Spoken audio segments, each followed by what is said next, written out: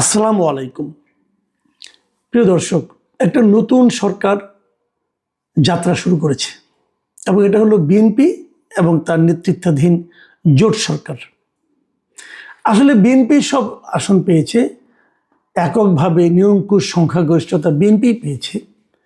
জোটের থেকে 2-3টা সিট পেয়েছে তারা, এবং যারা যারা জোট থেকে পেয়েছে প্রায় তাদের সবাইকেই মন্ত্রীও বানানো হয়েছে। ববি হাজ্জাজ তো আর এখন জোটের না, এখন আমি বলবো বিএনপিরই আছে। যেমন নুরুল হক নূর অথবা আপনার জুনায়েদ সাকি, এদেরকে কিন্তু প্রতিমন্ত্রীও বানানো হয়েছে। তো এই নতুন সরকারি যাত্রা, এর মধ্যে দেখলাম যে মালদ্বীপের প্রেসিডেন্ট সৌজন্য সাক্ষাৎও করেছেন আমাদের নতুন প্রধানমন্ত্রীর সঙ্গে। এটা বোঝা যাচ্ছে সরকার কাজ শুরু করে দিয়েছে। আজকে সকাল থেকেই খুব কয়েকটা বিষয় নিয়ে কৌতূহল ছিল যে কেমন হবে নতুন সরকার।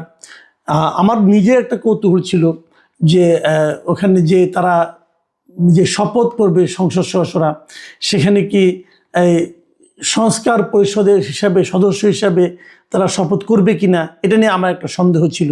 কারণ আমি নিজে এটা নিয়ে আমার বেশ কিছু কথা আছে, বেশ কিছু ব্যাখ্যাও আছে। আমি দেখলাম সালাউদ্দিন আহমেদ সাহেব বললেন যে ওনারা সংস্কার পরিষদের সদস্য হিসেবে শপথ নেবেন না, এবং না নেওয়ার জন্য নিজের যুক্তিটা দিয়েছেন। এই যুক্তিটাও আমার কাছে গ্রহণযোগ্য মনে হয়েছে। এবং এই ঘটনার মাধ্যমে আসলে আলী রিয়াজ সাহেব যে সংস্কার কর্মকাণ্ডের পরিকল্পনা সাজিয়েছিলেন, এটা মনে হয় একটা বড় ঝাঁকুনি খেলো এবং ধাক্কাই খেলো, এবং এটা আমি আর কোনো ভবিষ্যৎ খুব একটা দেখি না।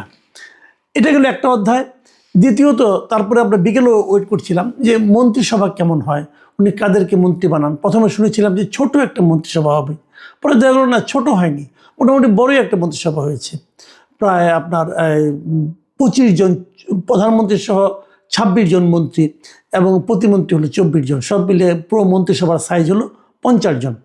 50 জনের একটা মন্ত্রিসভা গঠন করা হলো। কিছু চমক ছিল। চমক অনেক বিশাল বিশাল নেতা তারা আসলে মন্ত্রিসভায় জায়গা করতে পারেননি। খন্দকার মোশাররফ হোসেন, মির্জা আব্বাস, এদের মতো আব্দুল সালাম পিন্টু, এদের মতো লোকেরা কিন্তু আসলে মন্ত্রিসভায় ঠাঁই পাননি, জায়গা এদের হয়নি। আবার কিছু সিনিয়র লিডার যাদের ভূমিকা, এটা আমার ভালো লেগেছে। সিনিয়র লিডারদের মধ্যে যাদেরকে বাদ দেওয়া হলো, যাদেরকে রাখা হলো, এই বিবেচনাটা আমার কাছে মোটামুটি পছন্দ হয়েছে। কিন্তু আবার খুব আলোচিত কয়েকজন লোক যাদেরকে আমরা প্রত্যাশা করেছিলাম তাদেরকেও পাইনি। সেটা প্রধানমন্ত্রী তারেক রহমানের নিজস্ব একটা প্ল্যান আছে, উনি কীভাবে কী করতে চান সেই প্ল্যান অনুযায়ী তো উনি চলবেন, তাই না? তো সেই প্ল্যানের মধ্যে নিশ্চয়ই অ্যাকোমোডেট হবে, এবং উনি নিশ্চয়ই যাদেরকে দিয়ে যে কাজ হবে সেভাবেই করতে চেয়েছেন। এটা নিয়ে আমার কোনো বক্তব্য নেই। আমরা কতগুলো জিনিস দেখলাম, সেটা হলো যে মন্ত্রিসভায় আইনজীবীদের বেশ একটা প্রভাব দেখলাম।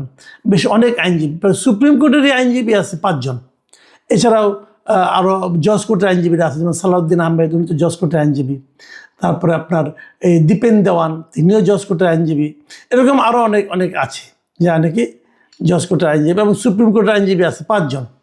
এটা মোটামুটি আমার কাছে মনে হয়েছে একটা দিক দেখা যেতে পারে। কিছু কিছু জেলা থেকে কোনো মন্ত্রী নেওয়া হয় না, প্রায় 25টা জেলার মতো হবে যেখান থেকে কোনো মন্ত্রী নেওয়া হয়নি। এটাও একটা দেখার মতো বিষয়। এবং কিছু কিছু জেলায় যেখানে নাকি আওয়ামী অধ্যুষিত যে জেলাগুলো আছে, সেখান থেকেও কোনো মন্ত্রী আসেনি। তো এগুলি একটা ব্যাপার। কিন্তু এত আলোচনার মধ্যে যে আলোচনাটা সবচেয়ে বেশি মানুষের কাছে গুরুত্ব পেয়েছে, এবং অনেকে আমাকে জিজ্ঞাসা করেছে, ভাই এটা কি হলো, ভাই এটা কি হলো। আমি আসলে ওটাকে আজকের আলোচনার মূল ফোকাস করতে চাই। এতক্ষণ যেগুলি বললাম এগুলি ভূমিকা মাত্র, এগুলি নিয়ে তেমন কোনো কিছু বক্তব্য নাই, কারণ উনি ওনার প্ল্যান মতো করেছেন। যেটা নিয়ে আলোচনা করব সেটাও ওনারই প্ল্যানই হয়েছে, সেটা কিন্তু আমাদের কোনো প্ল্যান নাই, আমাদের কোনো বক্তব্য নাই। কিন্তু আমার কেন যেন মনে হয়েছে যে তারেক রহমান সাহেব কেন যেন একটা সমালোচনাকে ইনভাইট করতে যাচ্ছেন এটা নিয়ে। এটা অহেতুক কিনা আমি বলবো না, আমি জানি না, কারণ সব হেতু তো আর আমাদের মতো সাধারণ মানুষের জানার কথা না। আমরা ধারণাও করতে চাই না, কারণ যেগুলি ধারণার মধ্যে আসে সেগুলো একটু খুব আপনার সুন্দর না, ওইগুলো শুনতে খুব ভালো লাগবে না, কাজে ওই ধারণাগুলো আমি উচ্চারণই করতে চাই না। ঘটনাটা হলো পররাষ্ট্রমন্ত্রী নিয়ে।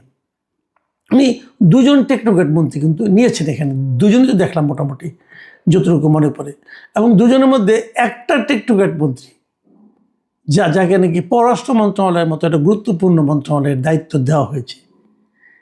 এই পররাষ্ট্র মন্ত্রণালয় হিসেবে নেওয়া হয়েছে মিস্টার খলিলুর রহমানকে। উনি অনেক পরিচিত একটা নাম বাংলাদেশের, আগে কেউ চিনত না।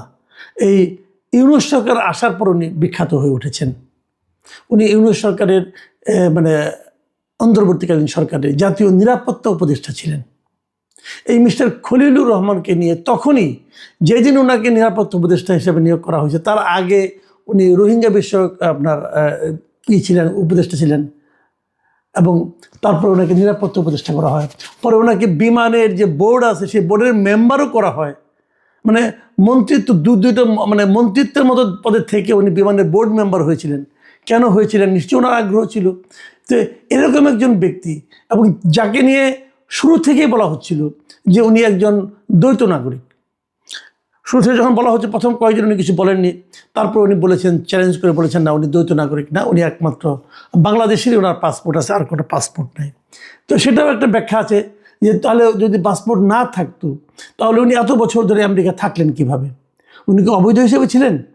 কিন্তু অবৈধ হিসেবে ছিলেন, থাকার কথা না, তাই না? উনি আসছেন যাচ্ছেন, তাহলে কীভাবে? তো তাহলে কি ওনার ওখানে থাকার কোনো পারমিশন আছে? মানে যেটাকে আমরা গ্রিন কার্ড বলি, উনি কি গ্রিন কার্ডধারী? এগুলো নিয়ে কিন্তু নানা আলাপ।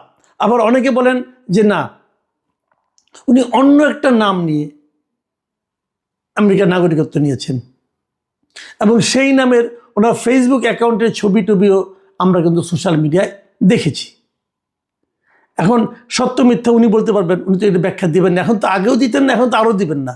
এখন তো একটা শক্তিশালী পলিটিক্যাল গভর্নমেন্টের উনি টেকনোক্রেট মন্ত্রী হয়েছেন। মানে কি, মানে ওই পলিটিক্যাল গভর্নমেন্টটা উনি এতই টেকনিক্যালি এক্সপার্ট যে এরকম এই মাপের আর কোনো এক্সপার্ট তারা খুঁজে পায় নাই।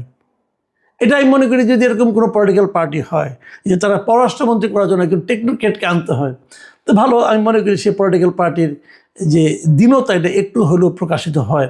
কেন তারা করলেন যাই না। তারপরে আবার কি, এই ধরনের একজন বিতর্কিত লোক। এখন আপনি বলবেন যে ওই লোক বিতর্কিত, এটা আমি কীভাবে বলি? আচ্ছা ঠিক আছে, আপনাদের আমি একটা পুরনো ঘটনার কথা উল্লেখ করতে চাই। সেটা হলো, এটা গত বছরের মানে 2025 সালের 17 মে এই তারিখের আমি খুলনাতে একটা সভায়, জনসভায়, এই এখন যাকে স্বরাষ্ট্রমন্ত্রী দায়িত্ব দেওয়া হয়েছে মিস্টার সালাউদ্দিন আহমেদ, উনি একটা মিটিং করেছিলেন। সেই মিটিংয়ের শিরোনামটা দেখেন, আমি প্রথম আলো থেকে নিয়েছি। সেই মিটিংয়ের নিউজের যে শিরোনামটা ছিল, লেখা ছিল, আপনার একমাত্র ম্যান্ডেট একটা সাধারণ নির্বাচন করা, প্রধান উপদেষ্টার উদ্দেশ্যে সালাউদ্দিন আহমেদ। মানে সালাউদ্দিন আহমেদ প্রধান উপদেষ্টাকে বলছিলেন, আপনি তাড়াতাড়ি একটা নির্বাচন দেন, কারণ আপনার একমাত্র ম্যান্ডেটই হচ্ছে একটা নির্বাচন করা। 2025-এর 17 মে পত্রিকায় এটা প্রকাশিত হয়েছিল। সেই নিউজটার আপনি চতুর্থ প্যারায় যদি আপনি যান, সেখানে কি লিখেছিলেন উনি, আমি আপনাদেরকে একটু পড়েই শোনাই। সালাউদ্দিন আহমেদ বলেছিলেন, আপনার সরকারে একজন বিদেশি নাগরিককে আপনি জাতীয় নিরাপত্তা উপদেষ্টা করেছেন। আপনার কি সেই আক্কেল জ্ঞান নাই? একজন বিদেশি নাগরিকের কাছে এই দেশের সেনাবাহিনী নিরাপত্তা সংক্রান্ত রিপোর্ট প্রদান করবে কিভাবে ভাবলেন?